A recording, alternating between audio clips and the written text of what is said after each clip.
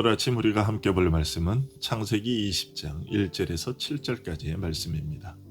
창세기 20장 1절에서 7절까지의 말씀을 제가 봉독해 드리겠습니다. 아브라함이 거기서 네게부 땅으로 옮겨가 가데스와 술 사이 그랄에 거류하며 그의 아내 사라를 자기 누이라 하였으므로 그랄 왕 아비멜렉이 사람을 보내어 사라를 데려갔더니 그 밤에 하나님이 아비멜렉에게 현몽하시고 그에게 이르시되 네가 데려간 이 여인으로 말미암아 네가 죽으리니 그는 남편이 있는 여자임이라. 아비멜렉이 그 여인을 가까이 하지 아니하였으므로 그가 대답하되 주여 주께서 의로운 백성도 멸하시나이까. 그가 나에게 이는 내 누이라고 하지 아니하였나이까. 그 여인도 그는 내 오라비라 하였사오니 나는 온전한 마음과 깨끗한 손으로 이렇게 하였나이다.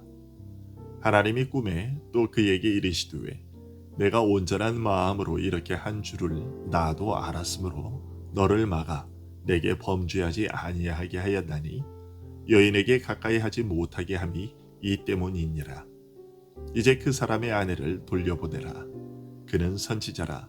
그가 너를 위하여 기도하리니 네가 살려니와 네가 돌려보내지 아니하면 너와 내게 속한 자가 다 반드시 죽을 줄 알지니라. 아멘. 아브라함에 관한 기록을 전하던 모세는 19장에서 잠시 벗어나 소돔의 멸망에 관한 사실들을 전했습니다.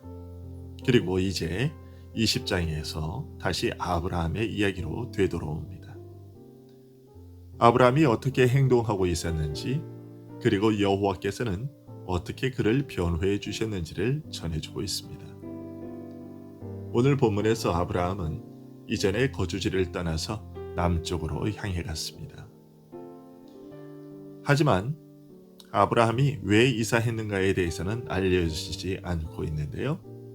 다만 추측해 보건대 소돔의 멸망과 관련이 있을 것임을 짐작하게 됩니다. 소돔이 죄악으로 멸망당하는 것을 보면서 자신의 주변에 거주하고 있는 사람들의 그 사학성과 불의 때문에 그것에서 멀어지려 했다는 것이죠. 여호와께서 아브라함에게 더욱 풍성한 은혜를 내려주시면 주실수록 그는 죄의 심각성을 보게 되었던 것입니다. 그래서 악한 자들이 고정된 거주지에 살며 죄를 일삼을 때 아브라함은 기꺼이 나그네의 삶을 택했던 것입니다. 이런 점을 생각해 볼 때 이 세상에서 불안정하게 사는 것은 경건한 삶을 살고자 하는 자들에게 유익이 된다는 것을 알게 되지요. 편리한 주택을 가지고 편안하고 조용한 생활을 하는 데에 몰두됨으로 하나님 나라의 상속을 잃지 않게 하는 데에 도움을 주기 때문입니다. 하지만 이런 삶의 자세로 경건성을 유지하려던 아브라함은 실수를 저지르게 됩니다. 아내 사라를 누이 동생이라고 아비멜렉에게 거짓을 말한 것이죠. 아브라함은 이런 잘못을 이미 한 번 저질렀었습니다. 가나안에 도착한 초기에 기근으로 말미암아 애굽으로 내려갔을 때였죠. 하나님은 그때에 기적적인 방법으로 아브라함과 사라를 건져 주셨습니다. 그런데 아브라함은 25년의 세월이 지나는 동안 그때의 일을 잊어버리고 동일한 실수를 범하고 있습니다. 이런 아브라함의 모습을 통해 우리는 하나님의 징벌과 호의에 대한 망각이 얼마나 쉽게 우리를 엄습하는지를 알게 됩니다. 즉, 하나님께서 우리의 잘못을 용서하시고 위험 가운데서 건져주시면서 다시는 그런 잘못을 범하지 않도록 하라고 하셨음에도 동일한 잘못을 범하게 되는 일이 숱하다는 것입니다. 그러나 한편으로 이번 아브라함의 잘못은 애굽으로 내려갔을 때와는 그 성격이 조금 다릅니다. 이전에 애굽에서는 아브라함이 자신의 안전만을 생각해서 그런 일을 저질렀다면 이번은 자신의 생명이 아닌 사라와 사라의 뱃속에서 자라고 있는 약속된 시의 안전이 염려돼서 이런 잘못을 범했다는 것이죠. 하지만 그렇다고 하더라도 아브라함의 잘못이 가려질 수 있는 것은 아닙니다. 오히려 그런 상황이 염려되었다면 더욱더 하나님의 섭리에 자신들의 안전을 내어 맡겼어야 했습니다. 하지만 아브라함은 그렇게 하지 않았습니다. 불신의 죄를 범했던 것이죠. 이 사실에서 우리는 또한 우리 자신의 지혜나 생각에 의존하는 것이 얼마나 위험스러운 일인지를 알게 됩니다. 왜냐하면 아브라함이 자기 시선을 하나님의 약속에 고정시키는 것까지는 옳았으나 하나님의 도우심을 끈질기게 기다리는 면에서는 실패했기 때문이었습니다. 이 점에서 그는 비난을 면할 수 없게 됐습니다. 그는 인내력 있게 하나님의 도우심을 기다리지 못하고 정당하지 않은 수단을 이용하는 데에 마음을 빼앗겨 버리고 말았습니다. 하지만 하나님은 이런 상황에서도 아브라함을 용서하셨습니다. 아브라함을 벌하면서도 아버지로서 그를 용서하고 계십니다. 우리를 다루심에 있어서도 마찬가지입니다. 그래서 우리를 징계하시면서도 그분의 긍휼과 선하심이 그분의 혹독한 징계보다 훨씬 더 풍부하게 하십니다.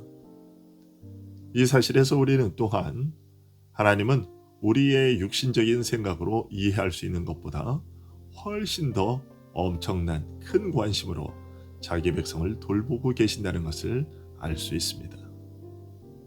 그것은 경건한 자들이 잠을 잘 때도 그분이 그들을 살펴보시기 때문입니다. 그리고 다음의 사실도 역시 주목해 보아야 하겠는데요.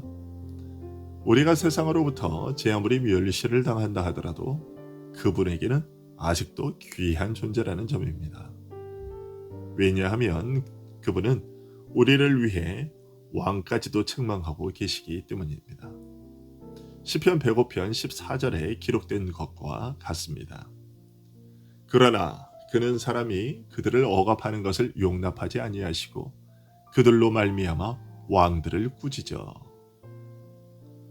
오늘 본문에서 그랄 왕 아비멜렉을 꾸짖으신 이 모습이 바로 그것이죠. 이처럼 하나님은 자기 백성을 지키고 돌보시는 일에 한없이 성실하시며 자비로우십니다. 그리고 3절에 하나님의 말씀에서 우리는 하나님께서 내신 질서를 다시 한번 확인하게 됩니다. 하나님은 아비멜렉이 사라를 취하면 안 되는 이유에 대해 그는 남편이 있는 여자임이라고 하셨습니다. 즉 인간들이 누구든지 간에 그 이웃의 아내를 절대로 만나서는 안 된다는 것이죠. 그리고 실제로 인간의 생애 가운데서 이 결혼보다 더 신성한 것은 없기에 여호와께서 남편들과 아내들 사이에 간직되어야 할 상호 간의 충돌을 요구하고 계시며 그것이 빈번히 범해지면 그것에 대해 복수하시는 분이 되실 것임을 선포하고 계시는 것을 절대로 의아하게 생각해서는 안 될 것입니다. 하나님은 이런 사실을 오늘 본문에서 아비멜렉에게 얘기하고 계시지만 그 경고는 간음을 범하는 모든 자들의 귀에 쟁쟁하게 울려 퍼지는 말씀이 되어야 합니다. 비록 그들 간음자들이 당분간은 벌을 받지 않고 그것을 즐길 수 있을지는 모르겠지만 결혼을 주재하시는 하나님이 틀림없이 그들에게 보복하실 것임을 오늘 본문이 밝혀주고 있기 때문입니다. 하나님은 이러한 엄중함으로 아브라함이 사라를 잃지 않게 보호해 주셨습니다. 다음으로 4절에서 6절까지의 말씀을 통해서 우리가 알게 되는 것은 하나님께서 고의적인 범죄와 죄가됨을 알지 못하고 저지른 잘못을 다르게 처분하고 계신다는 사실입니다. 아비멜렉은 하나님께 그가 나에게 이는 내 누이라고 하지 아니하였나이까 그 여인도 그는 내 오라비라 하였사오니 나는 온전한 마음과 깨끗한 손으로 이렇게 하였나이다 라고 고했습니다. 즉 자신은 악한 의도를 가지고 폭군처럼 행동하려 했던 것은 아니라고 대답한 것이죠. 그리고 하나님은 이런 아비멜렉의 변호를 인정해 주셨습니다. 이처럼 하나님은 죄를 벌하심에 있어서 공정한 분별을 하시는 분이십니다. 하지만 그럼에도 불구하고 아비멜렉을 징계하고 계십니다. 이런 사실에서 우리는 인간의 판단으로는 순결할지 몰라도 우주에서 비롯된 잘못의 책임을 면할 수는 없다는 것을 배우게 됩니다. 따라서 우리는 인간의 판단으로 자신을 죄 없다 여기지 말아야 할 것을 알게 됩니다. 그보다 오히려 우리의 모든 행위를 하나님의 표준대로 가져가야 할 겁니다. 잠언 21장 2절의 말을 기억해야 할 겁니다. 사람의 행위가 자기 보기에는 모두 정직하여도 여호와는 마음을 감찰하시느니라. 따라서 우리가 사정이 그러한 줄 모르고 그래서 악한 의도로 그 일을 행하려 한 것이 아니라도 하나님 말씀에 어긋나는 일을 행했다면 그것은 죄된 것이라는 사실을 주의해야 할 겁니다. 하나님께서 모르고 지은 죄와 고의로 지은 죄를 분명히 다르게 취급하고 계시지만 그러나 죄된 것은 죄된 것임을 늘 기억해야 할 겁니다. 그리고 스스로 자신에게 이 정도면 충분하지 않나 하는 자의적 판단에 맡겨 죄 없다 하는 자가 되지 않도록 늘 주의해야 되겠습니다. 하나님의 표준에 맞춰 살려는 노력을 기울이는 우리들이 되기를 간절히 소원합니다. 기도하겠습니다.